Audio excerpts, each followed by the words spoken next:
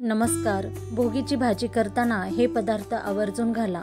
भाजी होईल चमचमीत. अगदी पहिल्यांदाच जरी तुम्ही ही भोगीची मिक्स भाजी केली तरी तिची चव अगदी परफेक्ट होईल.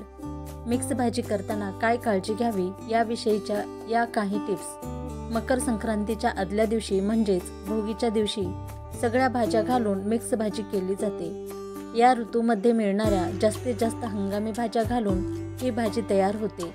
पण बऱ्याचदा भाज्यांचं प्रमाण चुकलं तर मिक्स भाजीची चव बिघडते.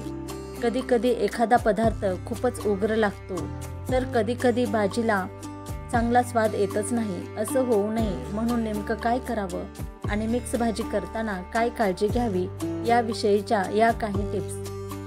भोगीची मिक्स भाजी करण्याची रेसिपी. साहित्य: 1 वाटी मटार, अर्धी वाटी कोवळे हरभरे, अर्धी वाटी ताजी तूर, पाव वाटी वालाच्या शेंगा, अर्धी वाटी भिजवलेले शेंगदाणे, अर्धी वाटी घेवड्याच्या शेंगा, अर्धी वाटी गाजराचे तुकडे, 1 वांग, बटाटा, कांदा आणि टोमॅटो. वाटण करण्यासाठी 2 चमचे किसलेलं खोबर, 1 चमचा धणे, अर्धा चमचा जिरे, 2 चमचे पांढरे तीळ, 1 टीस्पून खसखस, 10 ते 15 लसूण पाकळ्या, अर्धा चमचा आल्याचे तुकडे, 2 टेबलस्पून कोथिंबीर, 8 ते 10 कढीपत्त्याची पाने, 3 ते 4 हिरव्या मिरच्या, चवीनुसार लाल तिखट, गरम मसाला आणि मीठ.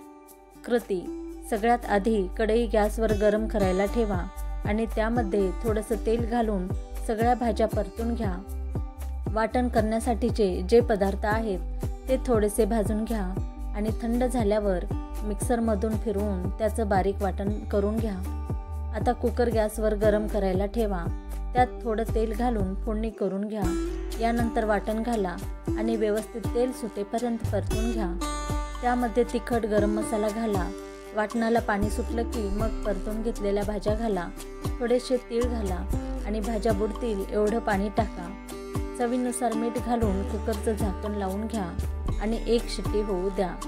अतिशय चवदार अशी भोगीची भाजी झाली तयार.